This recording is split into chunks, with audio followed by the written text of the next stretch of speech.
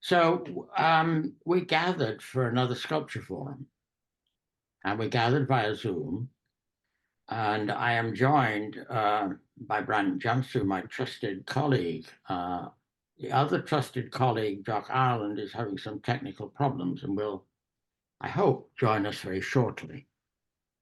Uh, we've been to see an exhibition by the ceramic artist Toshiko Takaezu at the Noguchi Museum in Queens.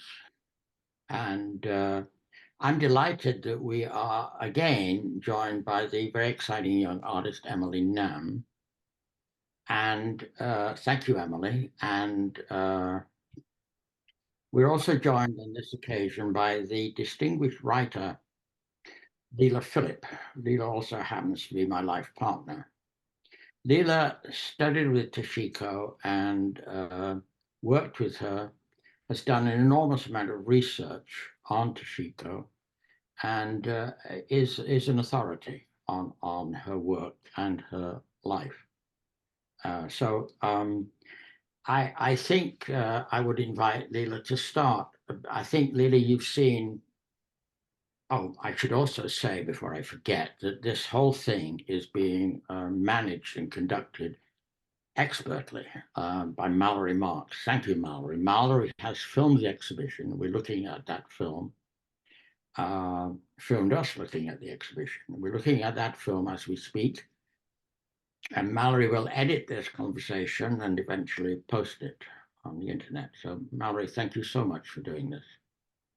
So, Leila, I think if we could start with you, you must have seen quite a number of exhibitions of Toshiko's work over the years. Um, I've seen a few, but I think you've seen far more than me. How did this exhibition strike you in relation to what else you've seen previously? I think it's been a while since there's been a major exhibition of her work, as far as I know. Is that correct? Yeah. Well, it's great to be with you all, and thank you for having me. Um, uh, First of all, it was really very moving to walk into the show, sort of like seeing a lot of these works, encountering old friends. Many of these pots I'd seen for the first time in her studio, some of them just dusted with clay before they were even in shows, or maybe seen them in different shows before. But about this show, I thought it was, first of all, just very beautifully done, and impressive. I mean, it's a 6-decade retrospective, so there's just so much work. I thought it was organized really quite well, just around these ideas of sort of two basic ideas: that her work was sort of effectively abstract paintings around this kind of infinite surface of the closed form, what they call abstract paintings in the round, something I've written about before, but that each pot, these closed forms are kind of hidden worlds within. Toshiko Takaezu herself was really spoke a lot about the dark space inside her pots. And um, this is actually an idea that Jerry Williams, the founder of Studio Potter, first articulated very well, about the relationship between pot and potter that develops in the making of a pot. Because when you're actually throwing a pot, you're spending this time over the pot, watching it come into being. You're literally, your hands are in the clay, you're over it, you're staring into this dark space inside as the walls are coming up through your hands. It's a godlike feeling. It's an incredible feeling. And there's this very kind of sacred space that's being created inside. And Jerry Williams wrote about how that becomes sort of the a vessel that holds the feelings and the thoughts and the emotions of the maker while they're making the pot. So this space became increasingly important to Toshiko throughout her life, and eventually she would close it over, and we can maybe talk about that, because her commitment to the closed form would really become her signature form, the ovoid closed form. It wasn't a form that she invented. In fact, it was a form that her teacher Claude Horan in Honolulu was making in 1949, but it was a form that she really kind of discovered. She discovered its importance to her in the late 1950s. And I was really pleased to see that two pieces that were particularly important, the mask piece and the blue-black ovoid piece from 19, I think, 58 and 59 are in the show. And another thing that I think the show did really well was to establish the beginnings of her career at Cranbrook and the influence of Maya Grotel, her teacher there. And so some really important early works are there and together. And I thought that was really wonderful to see. And then the show just goes on, and there's so much beautiful work put together. So, I mean, there's more I could say, but I'm eager to hear from other people. Good, thank you. Emily, what's your response? Hi everyone. This is the first time I've seen Toshiko's work, or even just having this exhibition. I haven't been aware of her work previously, so I'm not versed on her history, and so it's really, for me, has been about the physical experience, and I'm really interested in her process of making. And Leila, hearing you talk about the way she works with pottery in the hands, something that really caught my attention is I don't feel or see a lot of hands being present. There's a lot of body. I feel like a lot of these, especially the larger works, were made with the body. It feels like the body was creating all these forms and curvatures, and and even the smaller pots, it's like the hands were holding it, except for there was one pot where it had an imprint of 4 fingers, which were painted in. And I thought that was really interesting, just to think about how works are being made, and even the translations into weavings and paintings. There's all this hand making work, but actually how is that showing up through the material?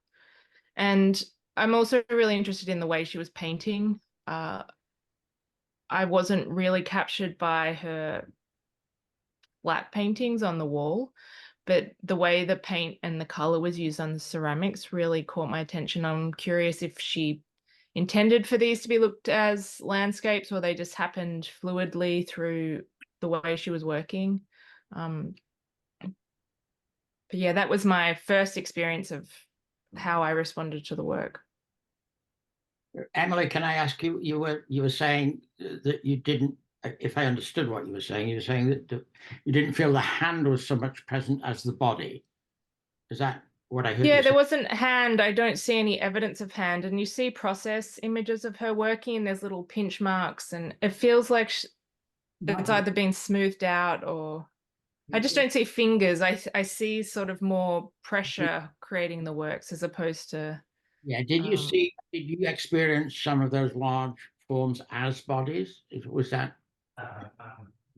The star forms? Yeah, I felt they were definitely body presence. I really wanted to see them outside. I felt that they were sort of part of the landscape, or rock formations. There's terms like ovoid, seed capsule, some kind of alien-like structure. So there's definitely, I wanted to hug and put my arms around it and see how much I could reach around that. There was that need to connect in that way. But those pieces really were the ones, and I think they were her, at the end of a trajectory of her work, that I could resonate and sort of connect with on a physical level. Brandt, what was your take? It's funny that you mentioned that hands-on thing, Emily, because I think it's really important, as Leila points out, that frustrated. And I usually don't quibble much about installations. I thought this one was quite good, but occasionally where there's a biggish piece that could be, almost figure or like seated figure scale, and it's on a pedestal, it's kind of, it keeps us from it.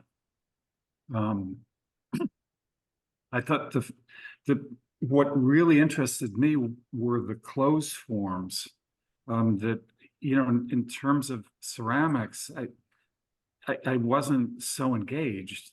And I was surprised when I got there that it was as much about form as it was, because I'd somehow gotten the impression that her work was more about the painting.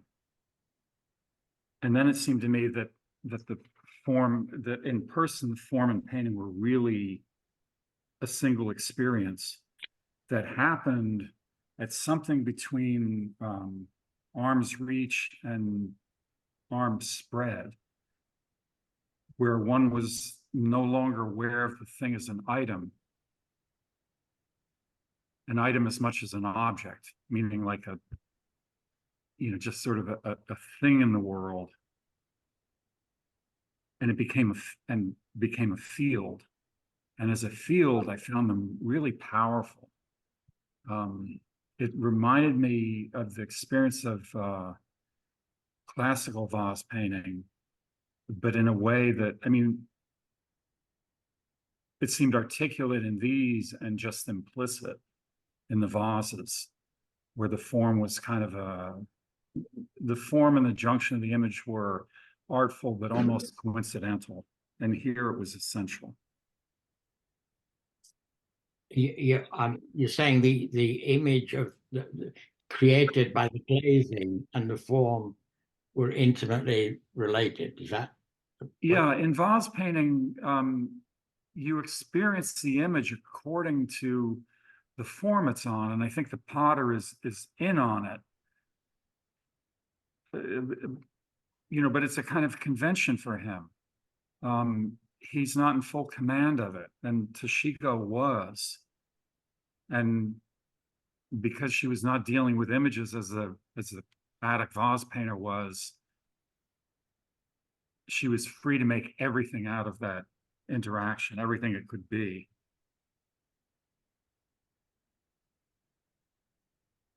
Well, Jock has joined us. Really Jock, moving. Yeah, Yeah. can you hear me? Yeah, can you hear you? Ah, great. I'm on my phone. Anyway, yeah, I heard what Brandt was saying, and I go along with that. Or it's a mix of painting and ceramics, and it's a mix of a whole bunch of things. You know, ceramics and sculpture,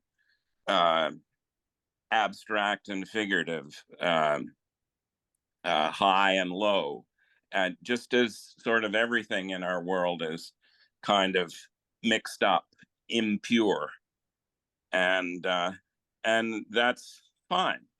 You know, I really enjoyed the way the objects were painted. The objects were made with the pot, if you like, spinning, and a lot of the brushstrokes were kind of contradicted that spinning, but engaged with it, and you know, made a whole work of art.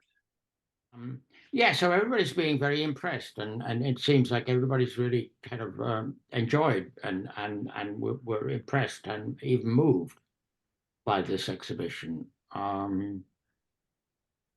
was less so. I'm not unfamiliar with the work, and it is astonishingly accomplished, and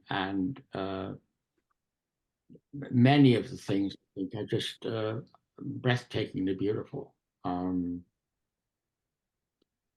I found that there was an absence of invention, except in the glazing, where she seemed to have a freedom. Once the thing had been formed, but the forming of things seemed to be very given. And when she left the wheel and stopped making things on the wheel, I felt the work, really collapsed. That it did not seem to hold, for me, anything like the kind of intensity that particularly the very large closed forms hold.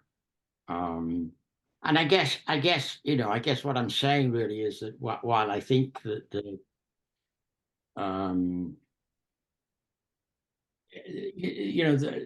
the work over a long period of time is stunning. I found myself almost wishing there were less in this exhibition. I think it could have been more powerful with fewer pieces. I mean, I got to begin to feel there was a predictability about things, and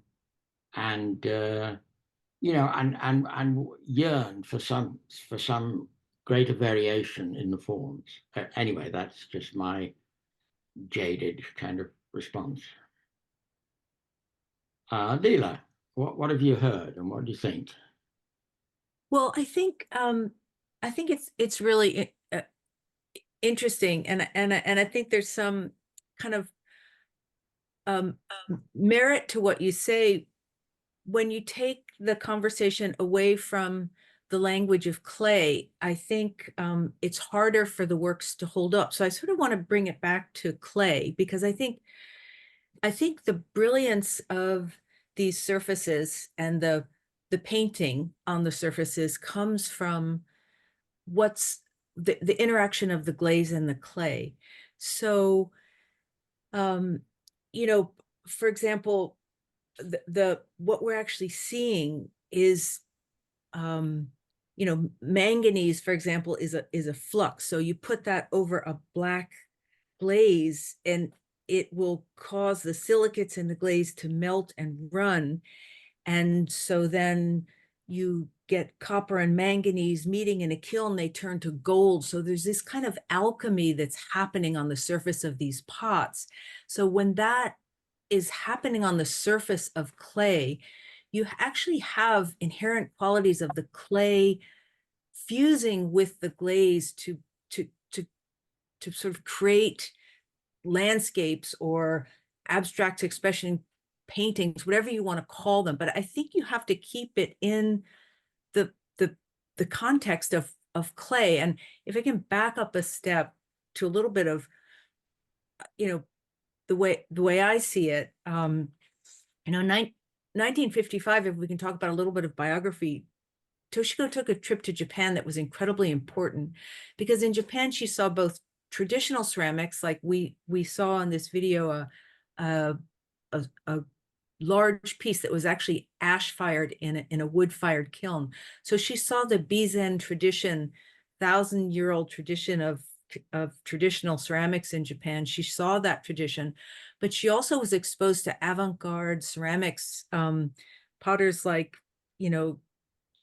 Yagi Kazu, who were working in Kyoto. So she saw him making really sculptural, exciting things. And she basically saw in Japan, potters were venerated. Clay itself was really revered, the expressive possibilities of clay.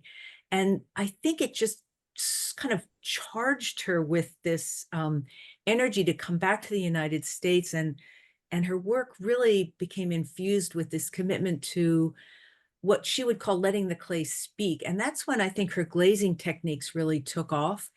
And she also saw this very expressive brushwork of potters like Hamada Shoji, who would do this kind of calligraphic dark brushstrokes that you see in this exhibit. They look, dark calligraphic line, big brushstrokes that are very free. So what was interesting was, for years and years, her work kept being pegged as kind of Zen or Buddhist, which I was really relieved to see in this show, that not once was her work kind of given that context and background. But I think I think we need to see these surfaces and this fusion of clay and glaze and what's happening and the beauty of it in that context. it's technically very hard to pull it off, because if you make one little mistake, all that glaze will just run to the ground and fuse in a big pool of glass on the floor. And so I think it's almost hard to talk about them as abstract paintings in the context of abstract painting that's happening on canvases, you know, as a separate medium of painting on canvas, because there are visual similarities, but what's actually happening on the surface and in the kiln, what the fire is actually finalizing this painting, right?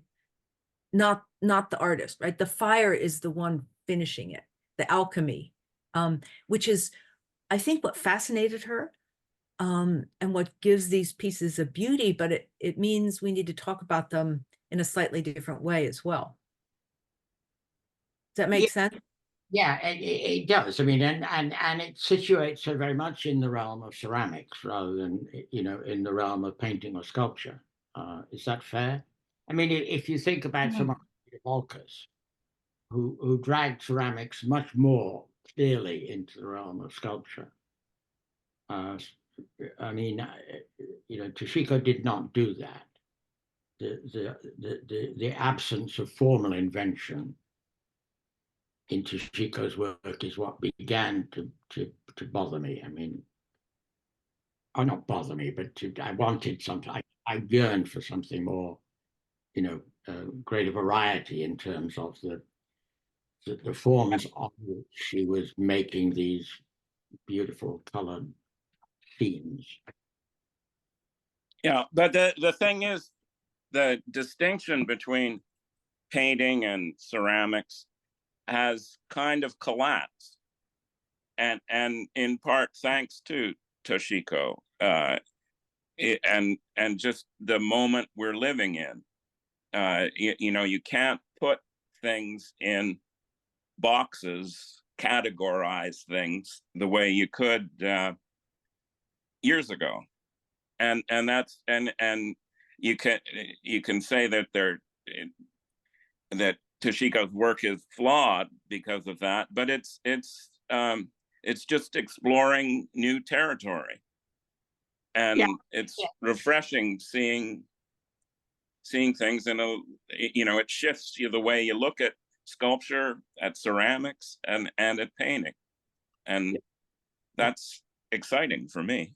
Well, Jock, I wasn't trying to say the work was flawed. I was just reporting my own experience, which was to after being in the exhibition for a period of time and being somewhat familiar with the work, my own experience was to begin to yearn for something, some greater variation in the forms. But that's just me. And I think that what Leila was just saying was to situate the work firmly in the realm of ceramics and not it this suggests that I don't know. I mean, somebody else. I mean, I don't. It is narrow in a sense, though, Garth.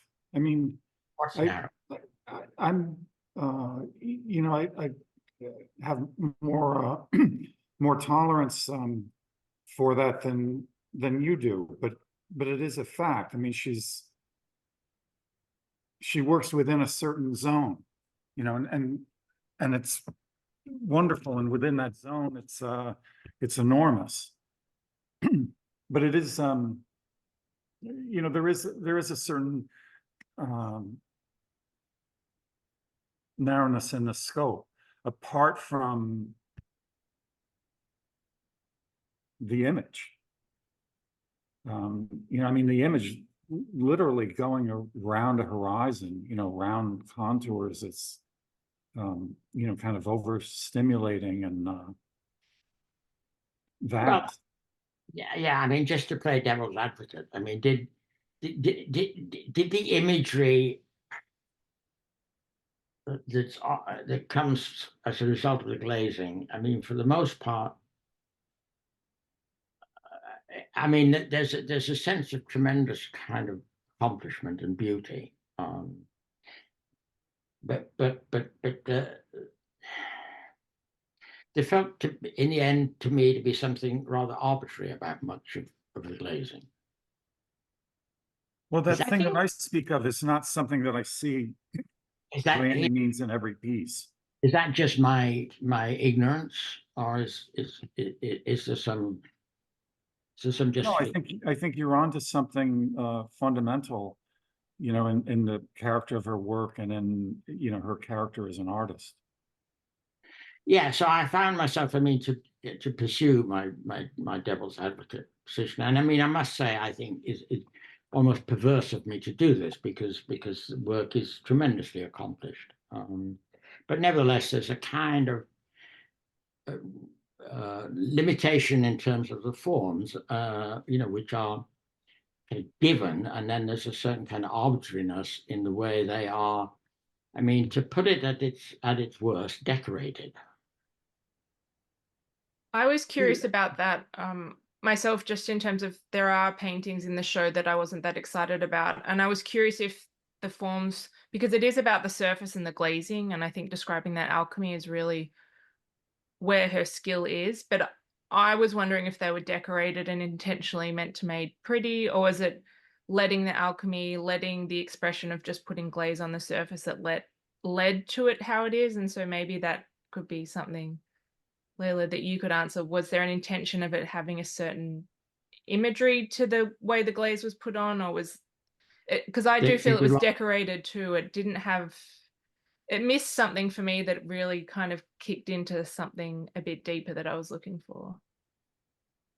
You know, I think she would always say that her pieces were not directly trying to evoke landscapes, but that she was always trying to capture a sense of the natural world, you know. And when I went to Hawaii and places where she had lived as a child and visited those places with her, I felt I would look at these pots and see the Hawaiian landscape, just feel it. The power and strength of that natural beauty seemed to be coming through her works, the sense of vivid color. And it was interesting that she started using these colors, which she named many of them after places in Hawaii, like Makaha, this place in the ocean, after she was separated from Hawaii and living in New Jersey. She was almost like an expatriate, you know. It was a geography of the imagination. She was recreating her kind of lost homeland in all these pots with these colors that came through. But I think my sense is that in the ceramic world, for potters and for people working in clay, these works just have always been revolutionary in what they've done with glazing. So for, you know, instead of glazing from top down, she would glaze pots upside down, or she would glaze from side to side. And so there would be tremendous dynamism in her surfaces.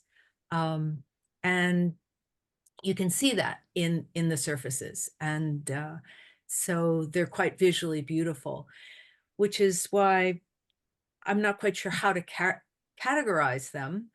I think, I don't think it's a flaw, but I think it's, I get a little uncomfortable when you call them abstract paintings, although I think she did feel that she was using the continuous surface of the ovoid form as a canvas. And she would think about it that way. She would talk about glazing in that way, and that it was this surface. She was interested in the pot as a surface. So she made lots and lots of these pots, and the glazing was where it was at for her. But at the same time, many of her later works, they feel like, you know, such presences, and kind of, I think they feel it's apt to talk about the fact that you don't see her fingers as much as her body. And she would work the pots with her hands, pat them, push them, work them. So she wasn't interested. You saw in her early pots the technical skill and the residue of finger marks and throwing, but in the larger pots that goes away. She's paddling them. She's getting rid of any throw marks. She's she's really forming them physically so that they don't look like they're wheel thrown anymore. Yeah, but they are. Some of them are made on with molds, you know, made in a mold and put together, the moon pots. So, but the tall forms are thrown in sections and put together. But Yeah, I was most interested in the least symmetrical pieces. Yeah, but there's Pieces that always were- a tension between the symmetry and the irregularities, and it's wonderful. And it's different in each one. Leila talks about paddling and the different ways she, you know, to use the wrong word, modeled her figures. But there's complexity there. I'm wondering, Garth and Emily, what about Esteban Vicente's paintings? Are you familiar with them, or can you talk, or do you think of a lot of abstract expressionist painting as decorative or as something more substantial? well, it would depend on, for me, it would depend on who we're talking about. Well, how about I Esteban? think, yeah, I mean, I think they're very different to her paintings if we're going to talk about the paintings on the wall. I think because if you're comparing her paintings and her ceramics, her magic or vitality happens on the ceramics and the glaze. I don't think the paintings are as strong. And I think that's why she made the ceramics. Her paintings don't have that same essence in them. The wall paintings I'm talking about. yeah, no, nothing like, yeah. Nothing like. I mean, I think she was a consummate, highly skilled, ceramic artist, and made wonderful things. It's as I said, it's probably perverse of me to want something more or something different that she was not interested in achieving. She was not clearly, she was. Wanting to very much have this, what's been called an infinite endless surface to work on and to work on very freely, gesture and a lot of knowledge. I mean, the extent to which she was able to predict what would come out of the kiln probably grew and grew as she evolved and got more experienced. Or she left herself open to things that she couldn't predict. Yes, no, clearly she did. And presumably enjoyed that element of the work. Yeah. Did she talk about that little at all, about what she could control, what she couldn't control, what she could predict, what she couldn't predict, just how much she was able to, to know what would come out of the kiln when she, Yeah, she talked about that a lot. And she talked a lot about letting that the clay was alive and a live thing and sort of letting it speak. But these are also very much dialogues in the world of clay at the time, and in the 50s.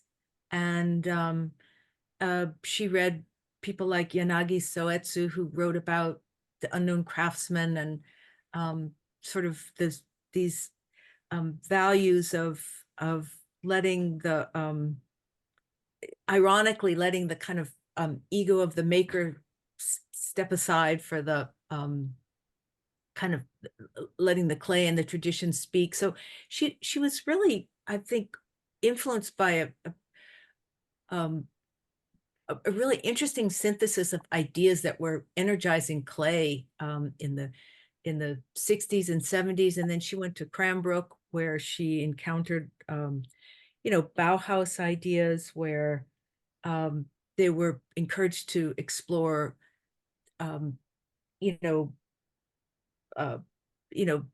different just explode ideas about function. So everybody was making multi-spouted vessels and really just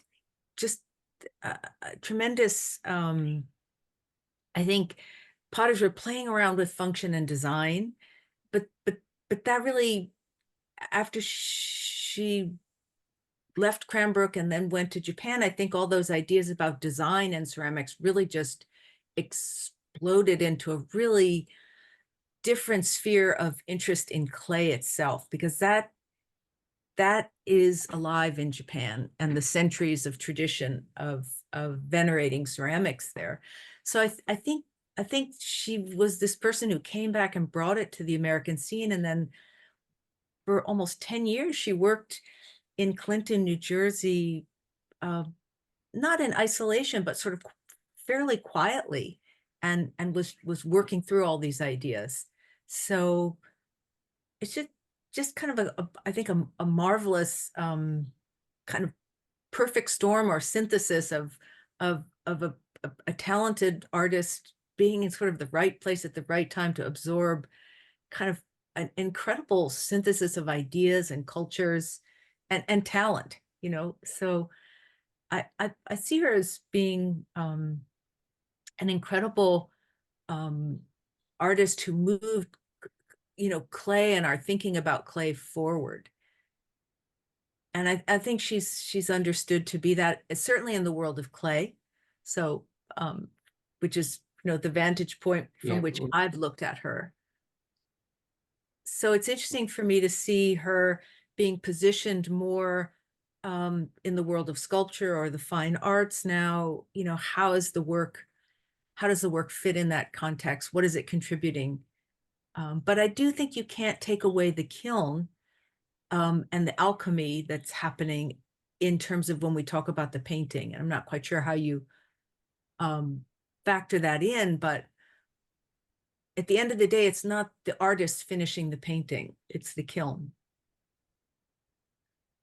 Yeah, I think that's a very important thing to keep in mind. I'm not sure that I understood your answer in terms of her ability to predict, control the result, and the extent to which she felt she could, needed to, was able to, didn't want to. Did you answer that? Because I didn't get the. I think she got to a point where most of the pieces that I see in the Star series, she could predict pretty well. Those calligraphic black strokes, the white, she could predict pretty well where the flux was going to happen, where the oxides were going to meet the glaze. There would be variations, but she knew where the marks were going to be, where the mark of the brush was going to be. Yeah. Or the splatter, things like that. Yeah. Leila, I'm curious about her intention of where the works would be placed, because I feel, especially just with this conversation about ceramics and the kiln and alchemy, I feel that I really wanted to have them outside or with some soil on them. It felt they were very clean, and I just wonder, and there's images obviously of her with the large ones, and they're out in landscapes. And what was the intention of where they would be placed and that relationship versus, you know, indoors in an exhibition? I think that changes the dialogue. Yeah, I think it changed over time. There were outdoor installations, and then there were many times when she was often very much in control of how her exhibitions were curated and displayed, and she would put her small closed forms in almost kind of boxes, clear sort of boxes, and partly that was because people wanted to pick them up, and I think there was a fear that people would touch them. She didn't mind, but then curators had that problem. But they were often on pedestals, which was, I think has already been pointed out, was they feel like you just want to hold them, you want to pick them up, you know. And she was always picking up her pots and carrying them around. She had a very kind of earthy physical connection to her pottery. You go to her house and there were pots everywhere. You'd open a drawer, there'd be full of pots. It was just pots everywhere. So it is interesting to see them so displayed in this way. I think you're onto something to say they kind of want to be outside. In Hawaii, they were often just outside in outdoor contexts. Was she very critical of what she did? Did she destroy things at all? Did she? I mean, she was very prolific, and I wonder if she basically accepted everything she did, or she got things out of the kiln and said, "Oh, that's a mess. Throw that away." "I don't like that one. Let's put that one back in." Or, how did that work in terms of her engagement critically with her own production? Was she self-critical, or was she just basically generous in terms of her acceptance of what she'd done? Well, she was pretty private in general about commenting on her work, and I don't ever remember her being, conceited or egotistical about her work. And she would always say, if she opened the kiln and there was something wonderful, she would just have this feeling like it wasn't her. She could be pleased about it because it wasn't her. It was the kiln who had done it. But her studio, from my memory, was full of kind of broken pieces that were misfired, and to the end of her life, and she wouldn't throw them away. And at the last years of her life, she spent a lot of time refiring pieces, trying to salvage them, or she would just not give up on pieces. She'd try to refire them, and I don't know in the end what happened to some of those works. Maybe they're still there.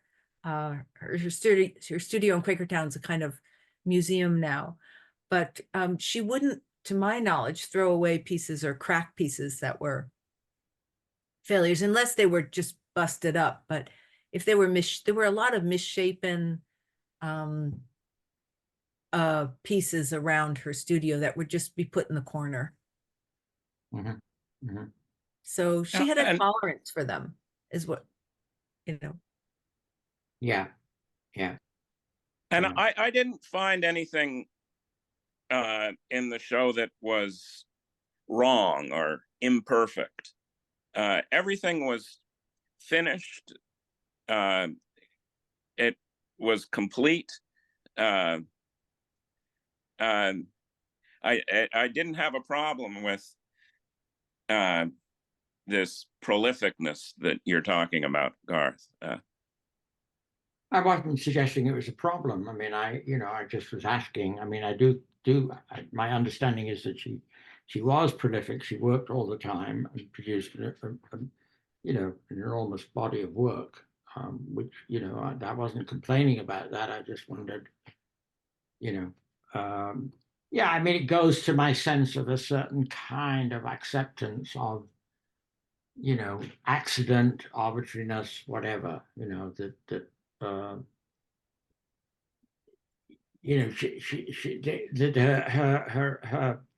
her idea of what she wanted was general rather than particular. But go ahead. Well, also, she initially trained as a potter, making pots, and not, spending weeks on one pot, but making pots, sort of from morning till night, get up. And she was, she was just, this is what she did. My memory of her was she was always working. And so she was producing a lot of work. The kiln was always firing. She always had an apprentice. Kiln was full. She had, a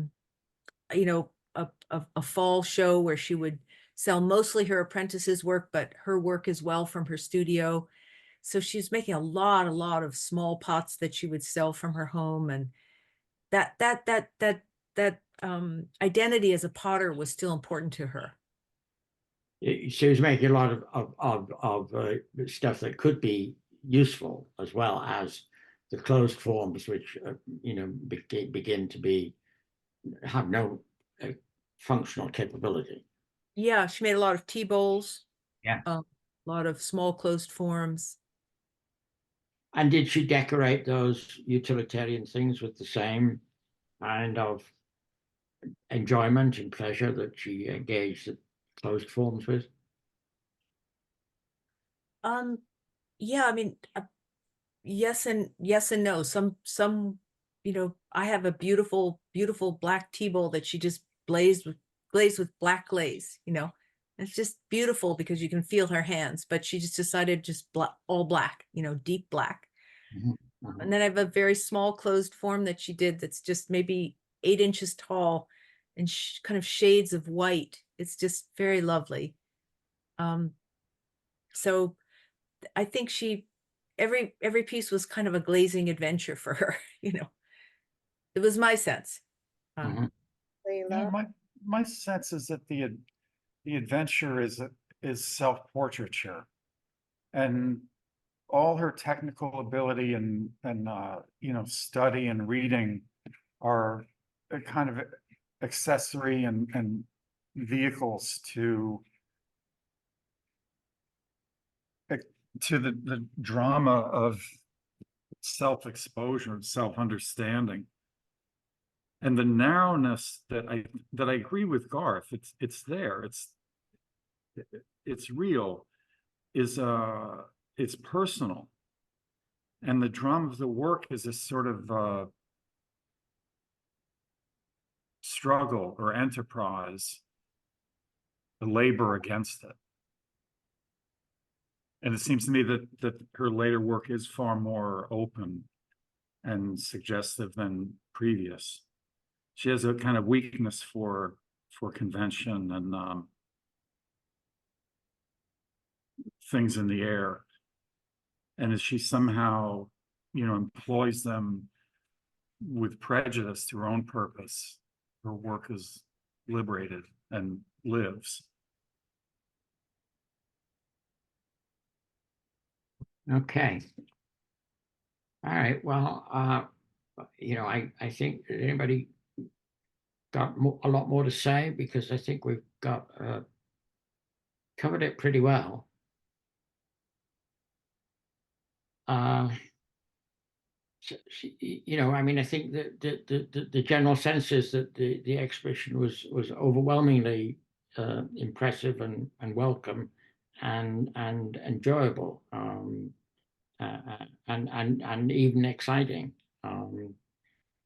It is but for me, and perhaps for one or two others, there was at some point, a kind of discontent grew the more time I spent there. Let me put it that way, and that may be unfair.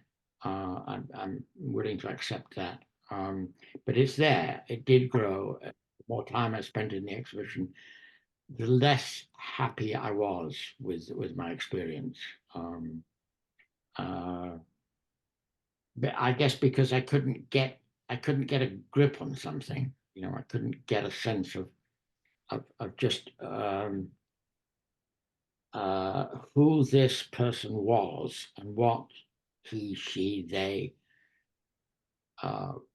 wanted me to be experiencing, other than a kind of wow sense, oh wow, that's beautiful, which I did feel, Anyway, that's Yeah, my. I just I was reading an essay by Bernard Berenson on Piero della Francesca, and the subtitle of the essay was "The Ineloquent in Art," and and that I kept thinking about that as I went through the show, and how I could. What I'm really trying to say is I could keep looking, or I wish I had time to go back to the show, and I could keep looking at one of those pots for a long time.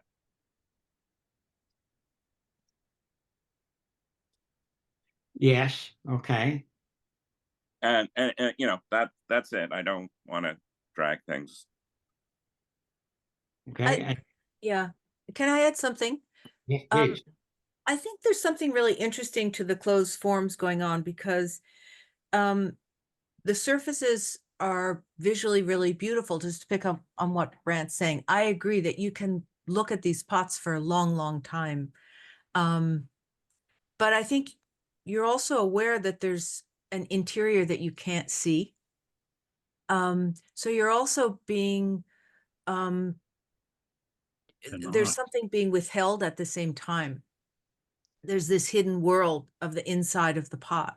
And it might be that tension between what the artist is sort of saying, I'm not going to share with you, and the display, the beautiful camouflage around that hiddenness.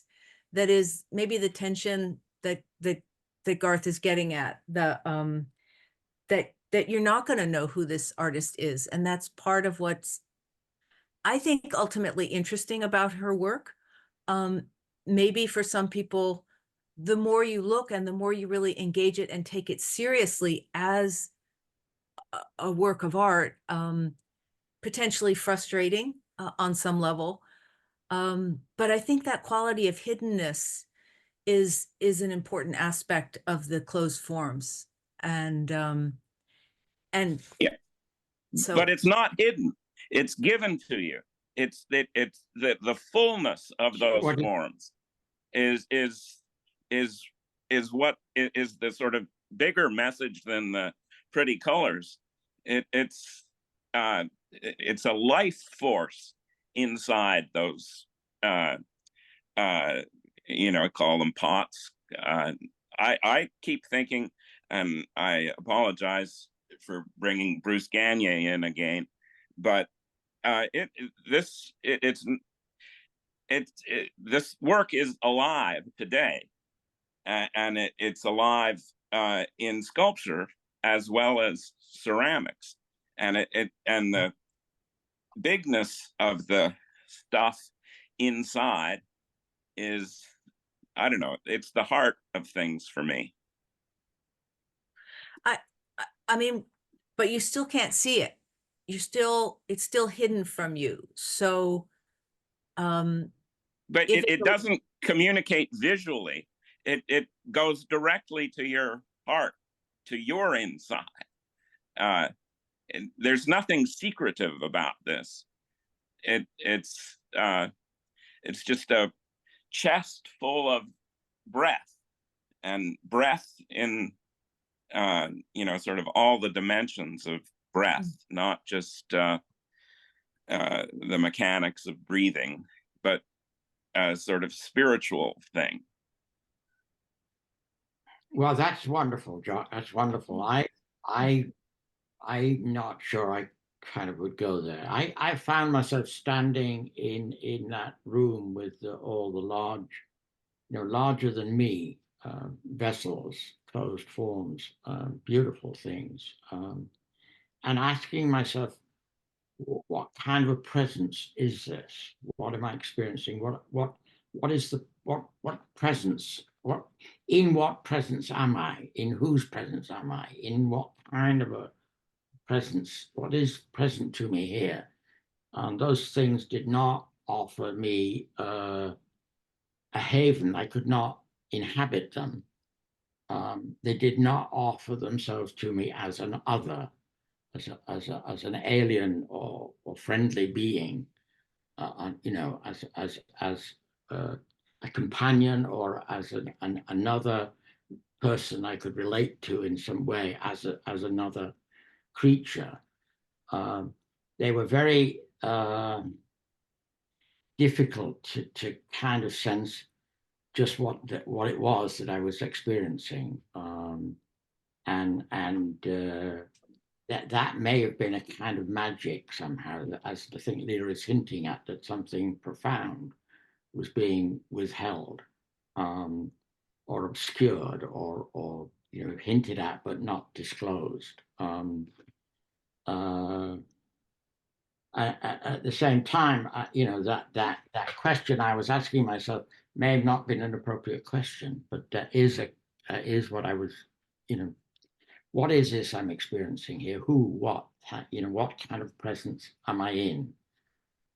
Anyway, I did, you see, Jock, you seem to have felt that there was a, there was something there that you could grasp, feel.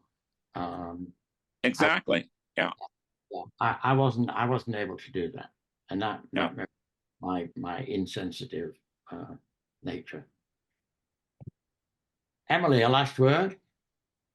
Well, I just want to comment on, I think I wanted to feel something. I can kind of relate to both of what you and Jock are saying, but it's like I wanted something just a little bit more. There was still a bit of a gap for me to sort of grasp onto what I was looking for, but I did find them to be very powerful forms and very beautiful forms. But there was something, an absence of something which I can't articulate, but it's like this needed to be something. I don't know what it is, but yeah, I feel that I've learned a lot just from having this conversation about, like, she's a ceramicist, and this is a very specific process that she was very equipped with in working with the glaze, and I find that really interesting in its own right. So thank you. Yeah, agreed. Okay, anybody else? Last word. Leila? Well, I'm just curious that none of you have kind of talked about the Star Series as an installation, like, because I think she So made you them sound, thinking of them. the sound went out. Could you say that again? I think she imagined the Star Series as an installation, those big pots. Yeah. But we haven't really talked about it that way, or you haven't responded to it that way. As a field of things that you walk through. So I guess you didn't really experience it that way, or just curious. I didn't experience it that way. Each of those big forms seemed to be sufficient unto itself. They didn't seem to be a part of something. They didn't seem to offer themselves to me as an element in a larger scheme of things. Mm-hmm. I think that's a fault of curation. Mallary, that may be correct. I don't know. I think that a lot of the issue might be a fault of curation, because I think there was very many pieces, and I think an edited version might have had a stronger impact and taken some of the decorative items out, Mhm. placed it in a different light, I guess. Uh-huh. Mhm. I also feel, and I think I mentioned earlier, just if these were out in the garden, I would have experienced them more as a field. But I think it felt too contained in the space that it was in. And I agree with Mallary saying, like, the curation of it felt too contained that I couldn't experience it as a field, because they needed much more expansion and space around them. Okay. Any last word, Brandt, from you? Mm. Okay. Okay. Well, thank you, everybody. That's terrific. So wonderful. Thank you, Mallary. Thank you, Leila. Thank you, Emily. Thank you, Jock. Thank you, Brandt.